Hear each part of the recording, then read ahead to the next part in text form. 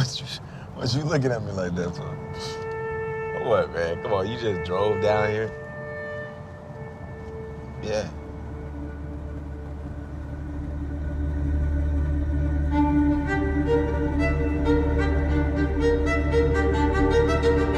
Who is you, Sharon? For a long time, try not to remember.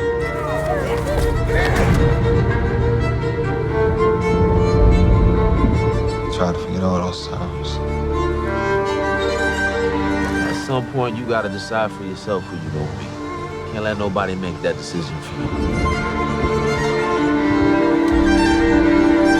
You gonna tell him why the other boys kick his ass all the time? What's wrong? I'm good. No, I done seen good, and you ain't it. Remember the last time I saw you?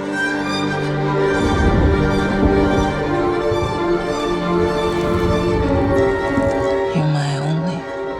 I'm your only. No, you gonna listen. To who, Ma? Huh? To you? Who is you, man? I ain't seen you in like a decade. It's not what I expected. What did you expect? Guys, thanks so much for being here. Congratulations on the best movie of the year, the most beautiful film of the year. Not just my opinion, but the New York Times opinion as of yesterday. Congratulations, Barry. Thank you, man. Thank you. Every year there are beautiful movies and the best movies, and we quantify them. But then there are movies every now and then that are special, and there is something really special about this film.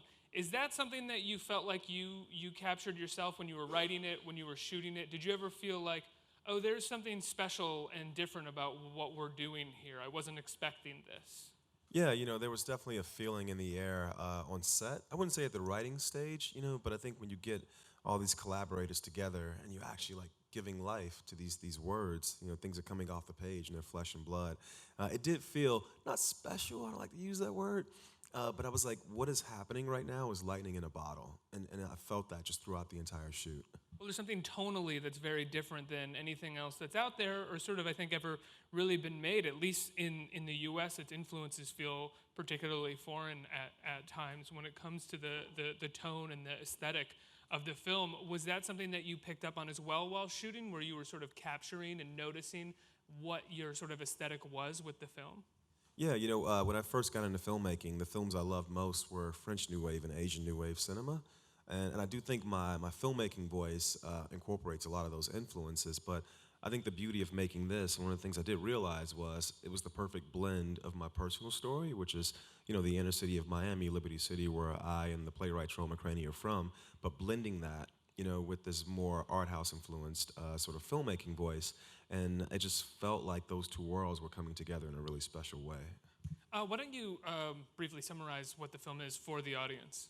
Yeah, Moonlight is a coming-of-age story about this kid, Chiron, who's growing up in this very depressed neighborhood, the same neighborhood that Terrell McCraney and I grew up in, and he's trying to figure out who he is while dealing with this stressful home life and coming to terms with his burgeoning sexuality.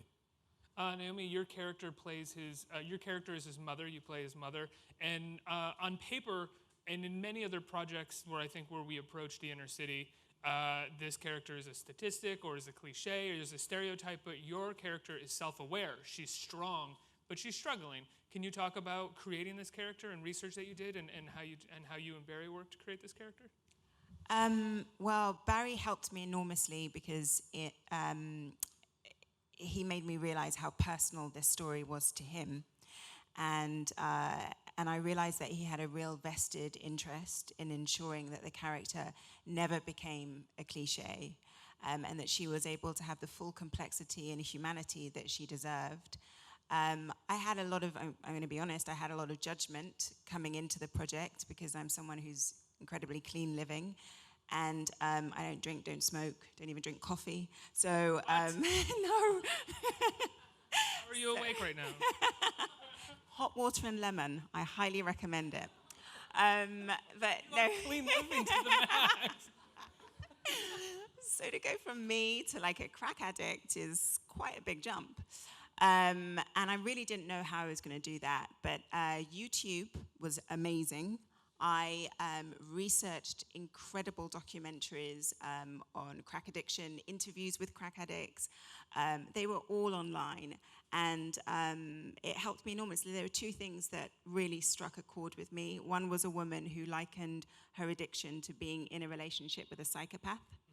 Because she said in the beginning, the psychopath makes you feel like the most beautiful person in the world, you're euphoric, you feel so in love, and then once you're deeper into the relationship and he's got his claws into you, then he starts to ravage and destroy you. So that's what helped me understand how you could love something, be addicted to something, but also hate it and desperately be trying to get away from it. So that was one of the insights that really helped me to find Paula. And in no way is she a villain. Her addiction, the way that her life is unfolding is a part of her relationship with her son, and love is still a part of that relationship, which is what we normally don't see in scenarios like this when we see them play out in film and in TV. Yeah, I think both Terrell and I would openly say that we love our mothers, despite this ordeal we went through, and I think that filters directly into the character. Andre, your character, you show up in the film in the third act without giving anything away. When did this project start for you? Well, first of all, so happy to be here. Y'all doing good? All right, cool. For me, so my first interaction with it came years ago, probably 10 years ago, when I first read the beginnings of what became Moonlight. In Moonlight, Black Boys Look Blue. Terrell and I are good friends. We go back a really long way, and he shared it with me a long time ago. And over the course of the past 10 years or so, I've worked on a number of his plays and have always been really moved by them and felt really connected. So I got sent the script from Jeremy Kleiner at Plan B. We had done Selma together, and he sent it, and I read it and thought, well, the fact that Terrell wrote it and the fact that this man was directing it, I'll do anything I have to do to be a part of it. Barry, what drew you to Terrell's play? Because it's correct me if I'm wrong, I could totally be wrong here. It's a one act, right? Or it's an unproduced, was it an unproduced play? Yeah, it was an unproduced play, but the world of it was so unique and distinct. I'd never seen anyone try to tell the story of growing up in this neighborhood, Liberty City in Miami. And we shared so many things of our background, our biography, that I just felt like I saw myself in the character. Even though the piece is I would say semi-autobiographical for Terrell, I just saw so many ways my life overlapped with his. How long did it take for this project to come to fruition? I received Terrell's play, I think, late in 2012 or 2013. I wrote the screenplay, the first draft, in the summer of 2013, and here we are, I guess, 3 years later, so about 3 years. That's not that bad for an independent film. No, and for someone who at that point had gone 6 years without making anything, I can't believe that we're sitting on the stage, it just feels like a blessing. Those 6 years before Moonlight, were there lots of stops and starts while you were trying to get some other stuff made? Yeah, there were a few stops and starts. I worked on a project at Focus Features for a while. It was like Stevie Wonder and time travel. It was basically more than I could chew at that point, or more than I could swallow. I have no idea what the phrasing is. And then I adapted a memoir, and I just couldn't. Those things weren't as personal as this was. I think that's maybe why those things didn't work. But yeah, I was working, man. It just wasn't working out. One of the things that I love about the film, and it's what I love, the filmmakers that I tend to gravitate towards and love, is that it feels like you can catch a piece of each process while watching the movie. You can feel the writer trying to find something while writing it. You can feel the filmmaker trying to find something on set, sort of documenting what's happening around him. And then you can feel the editor sort of at work trying to find something as well. For you, is that how you work? Do you find yourself on set not just sort of executing what you've written, but also shooting around and looking for new things to pick up? Yeah, I don't storyboard, but I shot list everything. And yet, I like to say, I'm not making the screenplay, I'm making what's in front of me. I think when you're trying to tell truthful stories and create truthful imagery, you have to embrace what the world is giving you. And so there's a swimming scene in this film that is not the way I scripted it, but it's because there was a storm coming in, and there was no way we could film it the way I scripted it. And so we just embraced the environment, and I think ended up with something much more beautiful than I ever could have written. Can I ask how you initially scripted it?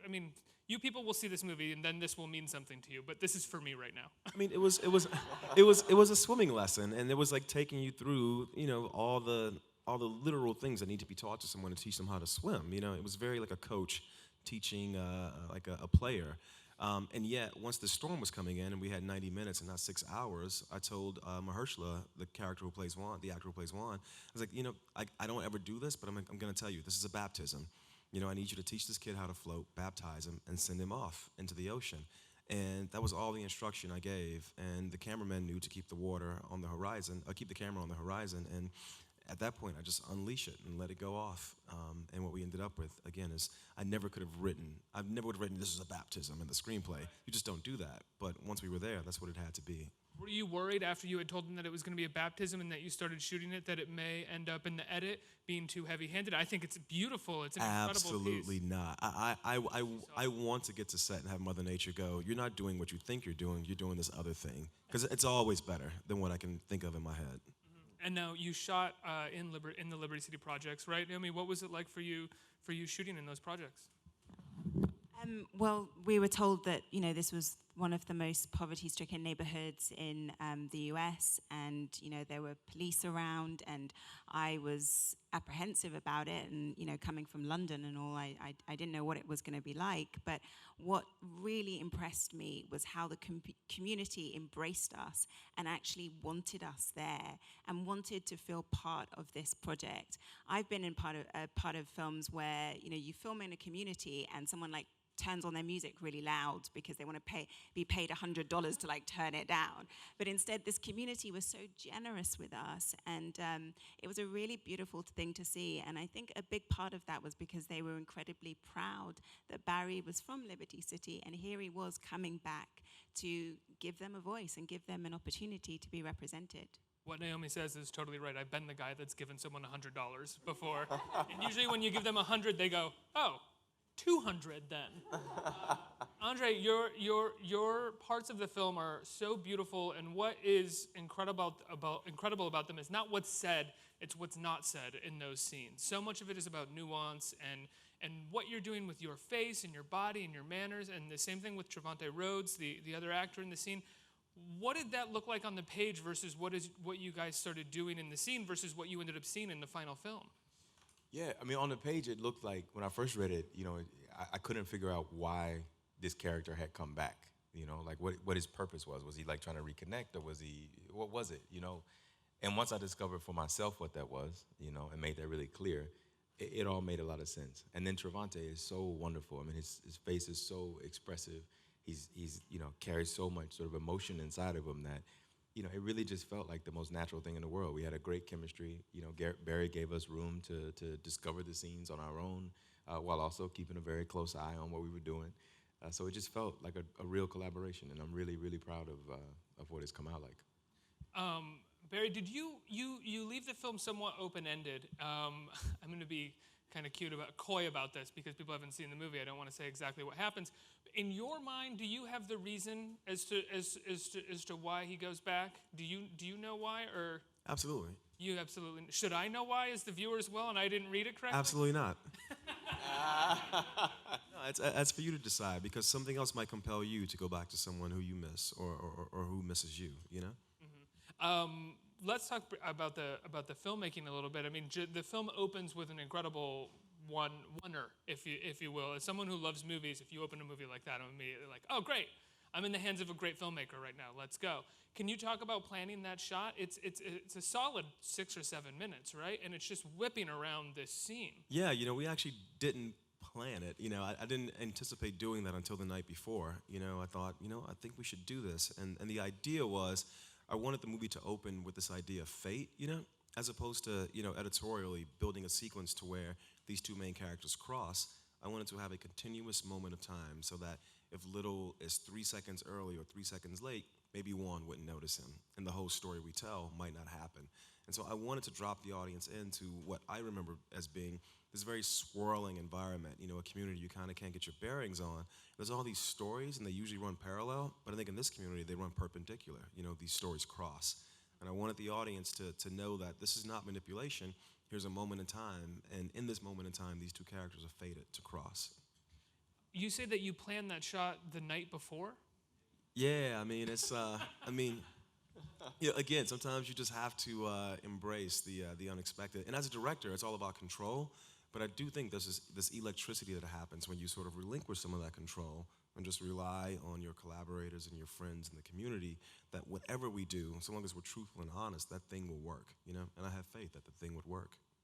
How did your crew respond in the morning when you showed up and we're going to do it a 6-minute wonder, guys? All right, so I will say, not happy about that. But then you do certain things to make it easy on the crew. You know, we're out in the middle of broad daylight. You know, there's no reflectors. I told them it doesn't have to look awesome. You know, people's skin, where I grew up, you sweat a lot. And I think it's beautiful when skin is shiny. I was like, don't worry, they can be shiny. We don't need reflector boards and a 12 by. It's all good. We're just going to get out there and do it. All I want is the camera and my actors and just let the world swirl. How did you go about casting the 3 different actors that play Sharon? I mean, little Sharon and Black. So I wasn't looking for actors who looked alike. You know, I was looking more for this feeling. You know, so much time passes between each chapter that I feel like there's this. The movie's inherently intersectional, and I think one of the things we're commenting on is the idea of masculinity, the projection of it, and how the projection of masculinity on these young men from the community I grew up in, how it can change them so radically from one stage of life to the next. So I wanted to cast different people to play the same character because he's become a different person. But I felt like if they had the same look and feeling in their eyes, that you would see that the same soul is progressing through the story. And once we found Ashton Sanders and Trevante Rhodes, I felt like we were onto something, and we went back to Miami to cast this guy, Alex Hibbert, because I felt like if we knew where he ended up, we could see where that soul starts.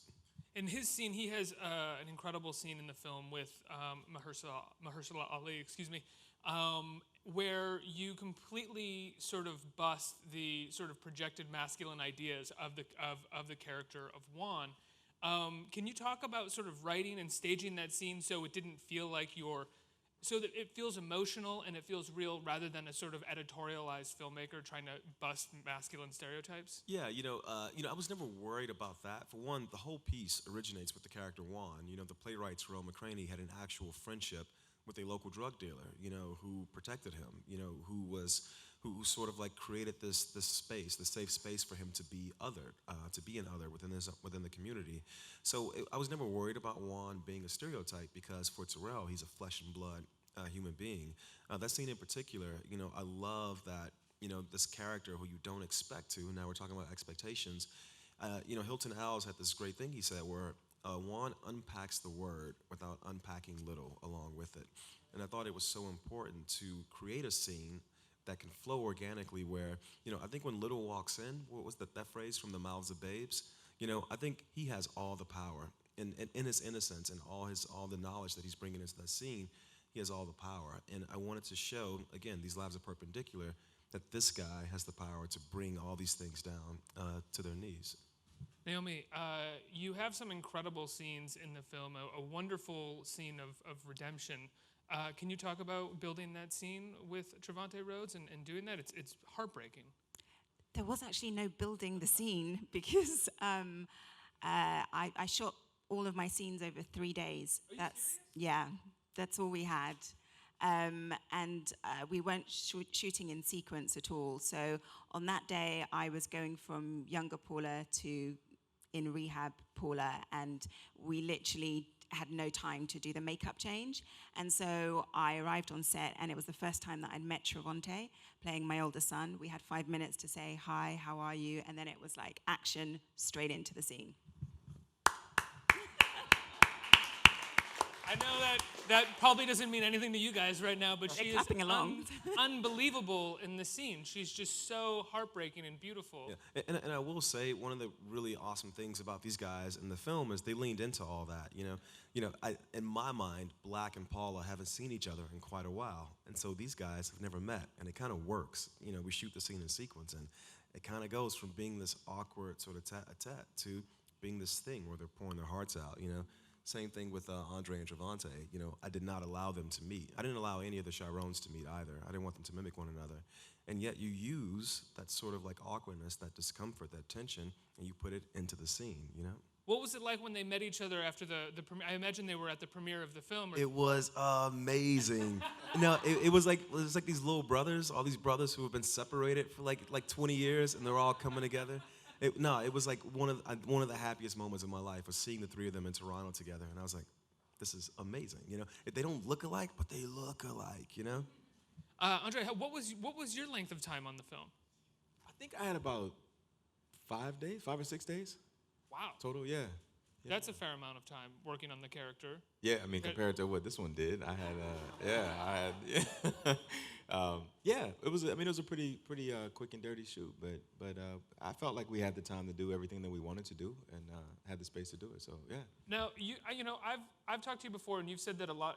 For you as an actor, your major commitment is story. A lot of time, like you're very careful about where you fit into the overall piece. Yeah. When you're doing a film like this, where your sort of overall piece is one section of the film, as much as you have a character that isn't it before, how do you flesh out that character for you when it's been so many years and the story is fairly self-contained into this one moment? Yeah, well, I mean, for me, it was just about understanding what function Kevin played in the life of our main character, and I think that what he was there to do at the end, ultimately, was to pull him out of himself, to draw him out. And that meant like creating space where it's okay for him to be vulnerable, encouraging him to talk, asking him questions, listening to him, with a certain quality.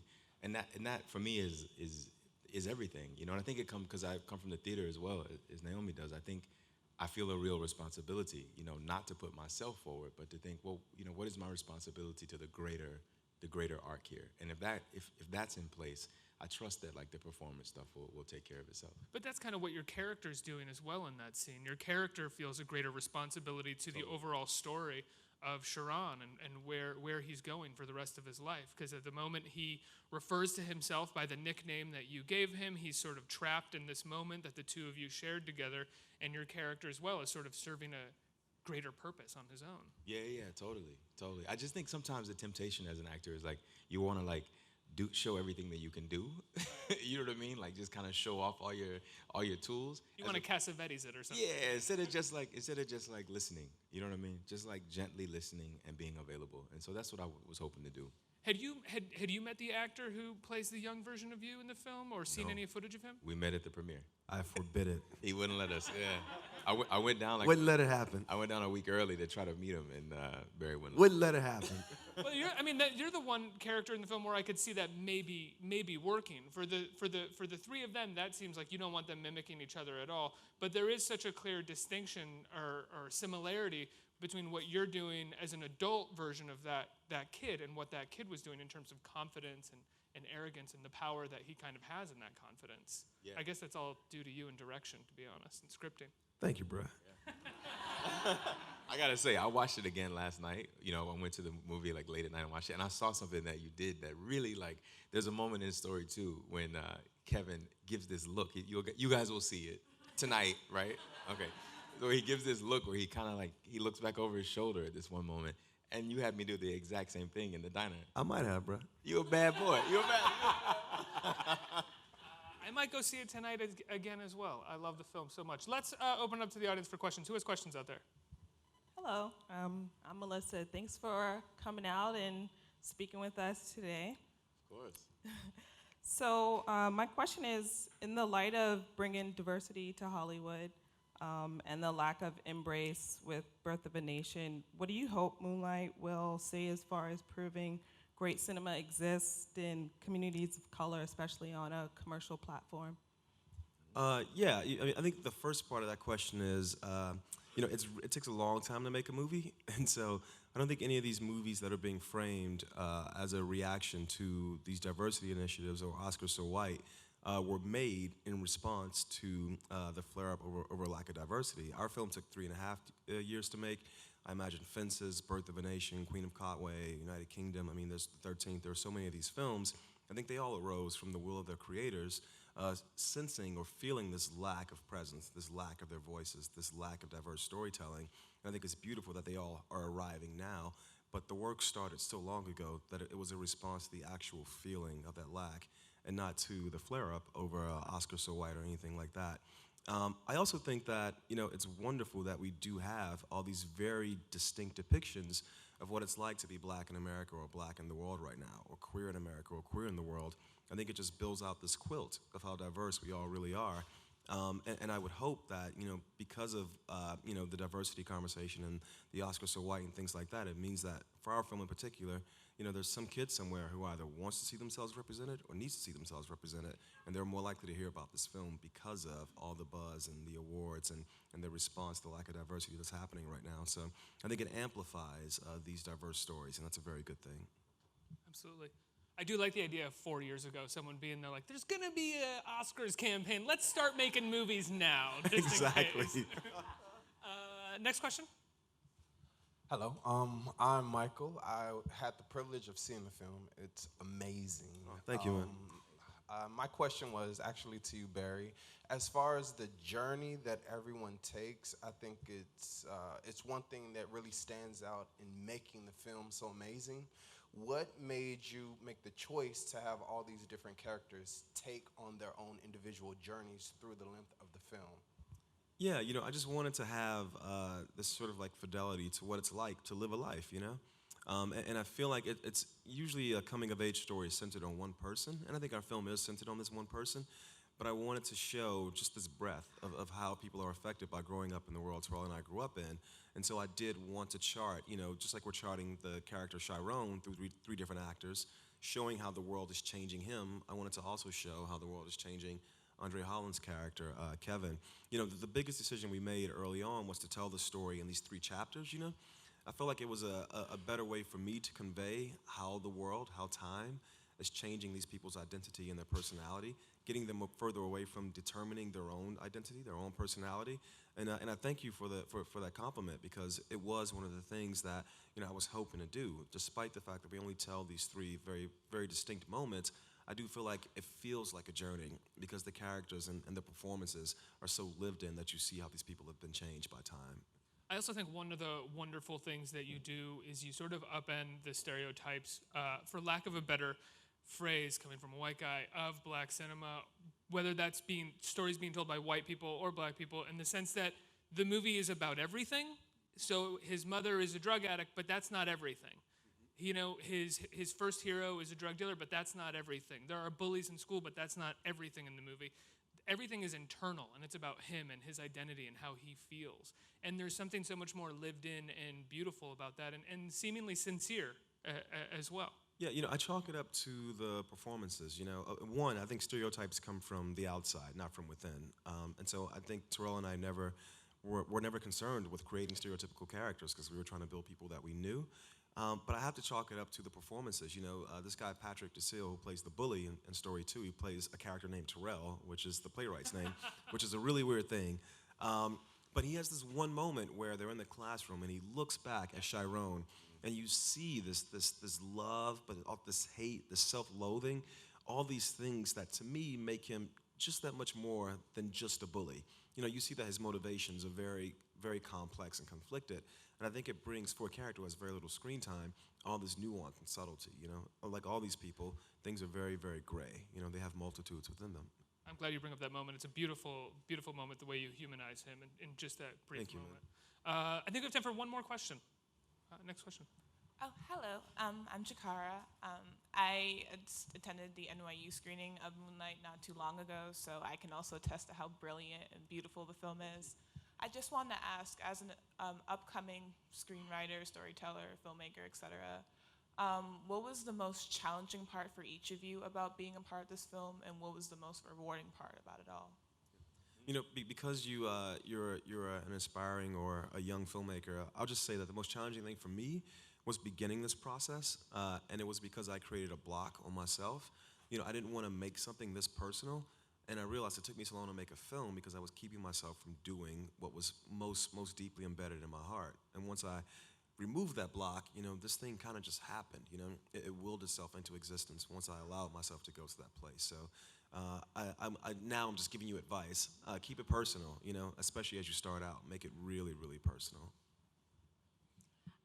For me, I think the most challenging thing was actually overcoming my own judgment about the fact that I wanted to, I believed initially that there was this huge difference between myself and Paula, myself and someone suffering from an addiction. And what I had to realize in my journey, which is a really rewarding thing to have learned, is that we all have our own form of addiction, because addiction is just about running away from ourselves, running away from pain. And on some level, we are all doing that. We're just doing it in less socially acceptable ways, perhaps, or less destructive ways than others.